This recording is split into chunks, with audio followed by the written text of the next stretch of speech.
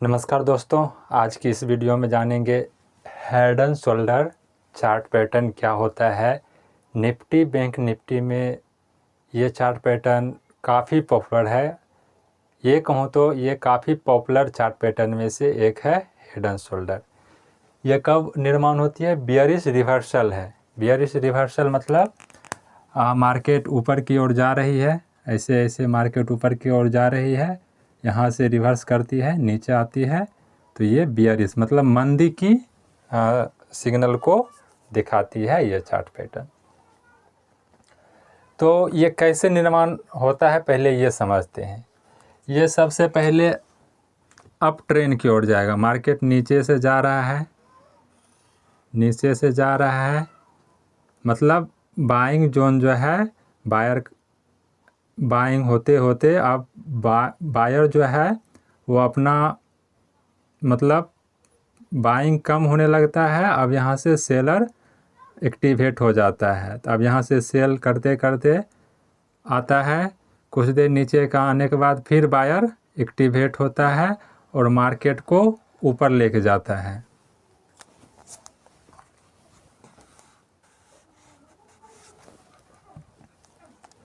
Market को ऊपर लेके गया, पहले वाले जो टॉप है, पहले वाले टॉप से ऊपर या इसके थोड़ा सा ऊपर बायर फिर मार्केट को लेके जाता है। अब यहाँ से सेलर फिर इसको नीचे लेके आता है और पहले वाले जो बॉटम है उसके आसपास, मतलब इसके नीचे या इसके थोड़ा सा ऊपर आसपास आती है, फिर यहाँ से बायर मार्केट को लेके जाती है ऊपर और पहले वाले टॉप के आसपास आती है और यहाँ से फिर ये नीचे इस तरह से आ जाती है। और जो पहले वाला टॉप है दूसरे वाले टॉप को ऐसे करके मिला देते हैं तो ये बन जाता है नेक लाइन। नेक लाइन तो कुछ इस तरह से हेड एंड शोल्डर का निर्माण होता है। एक बार फिर समझते हैं। मार्केट अप ट्रेंड की ओर जा रही है, अप ट्रेंड की ओर जा रही है।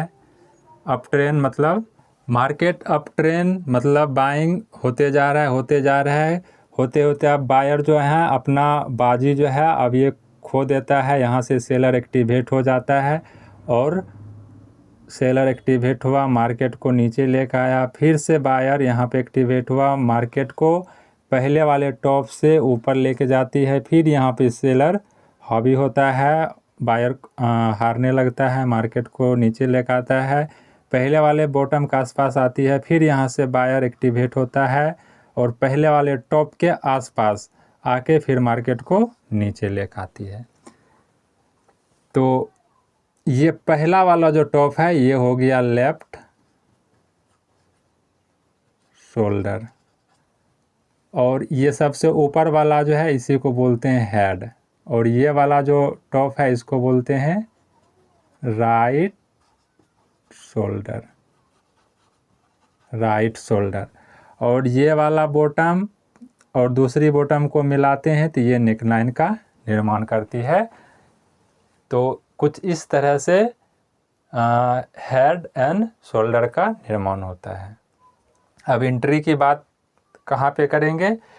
तो जब ये नेकलाइन ब्रेक करती है, नेकलाइन ब्रेक करती है, यहाँ से रिट्रेस किया, देन एंट्री, मतलब यहाँ पे एंट्री को करते हैं।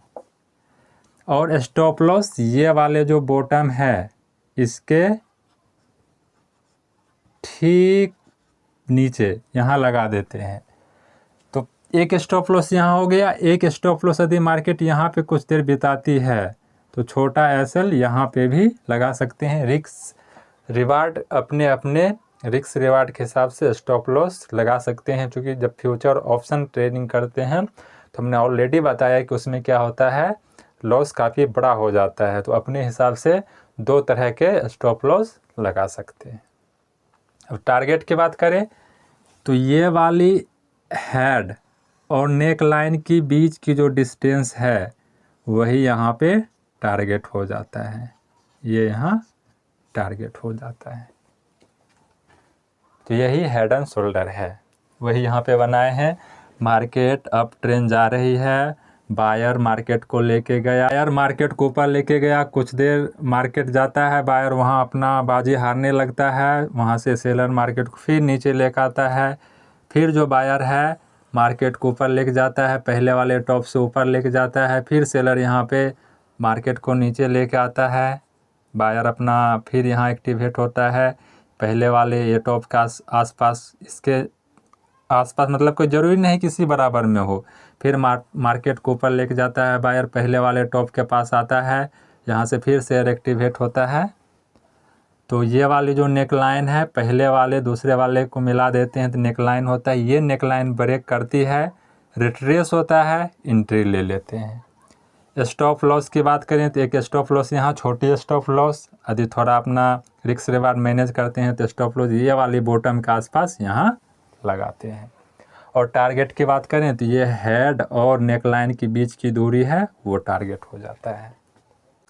अब इसकी थोड़ा सा अलग अलग रूप देख लेते हैं, कोई ज़रूरी नहीं है किसी तरह हो सकता है ये पहला टॉप ऐसे बनाया, फिर ऐसे बनाया, यहाँ आया, अब इस टॉप से थोड़ा सा आगे भी हो सकता है निकल जाएगा, इस तरह से थोड़ा आगे भी निकल गया, या हो सकता है ये वाला ऐसे बनाया, ये ऐसे बनाया, ये वाला यहीं से वापस आ सकता है, मतलब यहाँ जो बनाते हैं ये वाला टॉप से नीचे आ सकता है।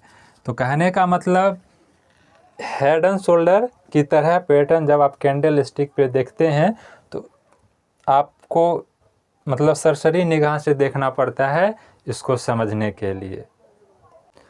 और एक बात, जब आप इस head and shoulder chart pattern को देखते हैं तो इससे प्रीवियस वाली chart pattern support, resistant, level को देखते हुए टाइम फ्रेम की ऑलरेडी मैंने बात किया है, 15 minute, 5 minute, 1 minute, 2 minute, 3 minute, 1 घंटे, 1 दिन, आप जिस तरह का ट्रेड करते हैं उस तरह का टाइम फ्रेम को मिलाते हुए प्रीवियस रिकॉर्ड को देखते हुए और इसका आप निर्माण करेंगे तो विनिंग रेट पॉसिबिलिटी हाई हो जाता है, विनिंग रेट हाई हो जाता है। इन तमाम चीज़ों को देखते हुए, मार्केट की बिहेवियर, साइकोलॉजी को देखते हुए, तब ये कहीं ना कहीं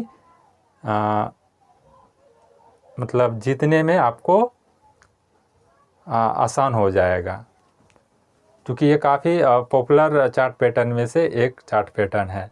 तो आशा करता हूँ ये समझ गए होंगे।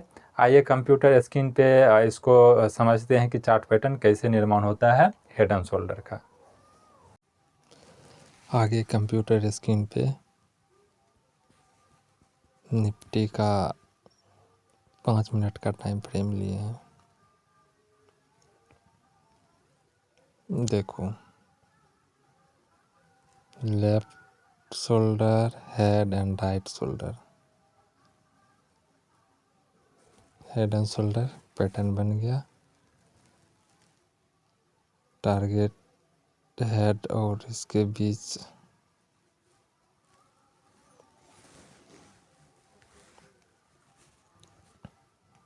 इससे पहले ये बात किया था, ये लेफ्ट हेड राइट शोल्डर, तो थोड़ा सा मुश्किल होता है पकड़ने में, क्योंकि जिस प्रकार हमने बोर्ड पे चर्चा किया था वो एक अलग, वहाँ पे समझ में आ जाता आसानी से, बस जब बात आती है चार्ट पैटर्न पे देखने के लिए तो वहाँ पे बारीकी से देखना पड़ता था। हमने पहले ही डिस्कस किया कि देखो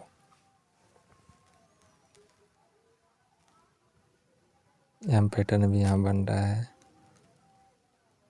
देखो बना, हमने पहले ही डिस्कस किया कि ये कोई ज़रूरी नहीं है कि एक ही जैसा, मतलब ये लेफ्ट राइट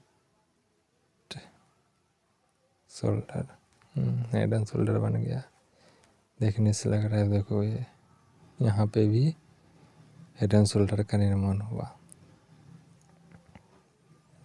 तो हमने पहले ही ये देखो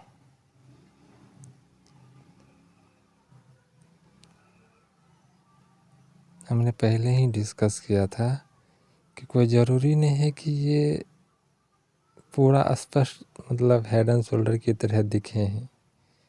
इसके कई रूप होते हैं, बस पकड़ में आना चाहिए सही तरीके से।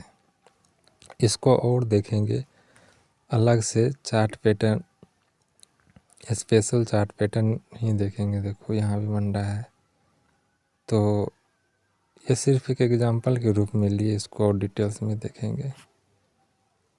तो इस वीडियो में इतना तक ही, तब तक के लिए जय हिंद, धन्यवाद।